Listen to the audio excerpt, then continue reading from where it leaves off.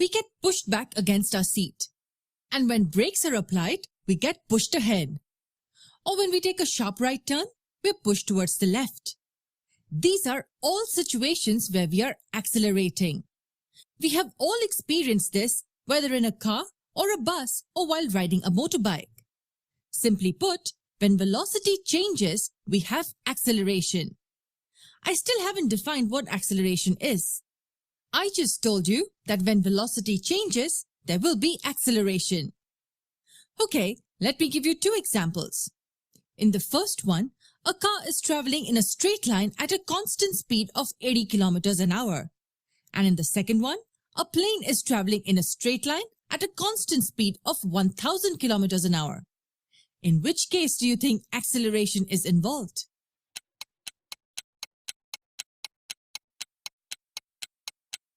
None. In both cases, the velocity is not changing at all. Hence, there will be no acceleration in either of the cases. Most people relate acceleration to high speed, and that's clearly not true. Acceleration will only exist when there is change in velocity. Do you remember what velocity is? It's speed with direction, and it's hence a vector quantity. Why is this important? Let's say a body moves from rest and reaches a velocity of 20 kilometers an hour in 5 seconds. Will acceleration be involved here? Yes, because the velocity is changing. It was 0 initially, and at the end of 5 seconds, it's 20 kilometers per hour. In another scenario, assume that a body is moving at 30 kilometers an hour, and then it moves right at 30 kilometers an hour and continues traveling at the same speed of 30 kilometers per hour.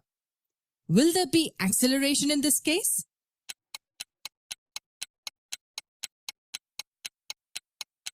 The answer is yes. As the direction is changing, the velocity will also change. The only thing constant in this example is speed, but the velocity changes as the direction changes. So this was the most important concept you had to know about acceleration. It will exist only when there is a change in velocity. But how is acceleration calculated? Acceleration is defined as the rate of change of velocity. In terms of a formula, acceleration can be written as change in velocity over the time taken. If the velocity of an object changes from an initial value of u to the final value of v in time t, then the acceleration a can be written as v minus u over t. Say this object is at rest initially at point A. It then travels to the right and attains a velocity of 10 meters per second in 5 seconds. What will be the acceleration here at point B? We can look at the formula to get the answer. The initial velocity u is 0 meters per second as the object is stationary. The final velocity v is 10 meters per second and the time taken t is 5 seconds. Hence, the acceleration a will equal 10 meters per second minus 0 meters per second divided by 5 seconds. So this will equal 10 meters per second divided by 5 seconds. 10 divided by 5 is 2. Wait, hold on. What will be the units of acceleration? We should get a hint by looking at this. The units of acceleration will be meters per second, because it's the change in velocity over the time taken. As this is meters per second, we can carry this second to the denominator, and what we will get is meters per second squared.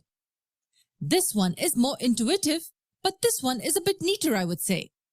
So the acceleration in this case will be 2 meters per second squared. And acceleration is also a vector quantity. Here, acceleration and velocity are in the same direction. There are many more important concepts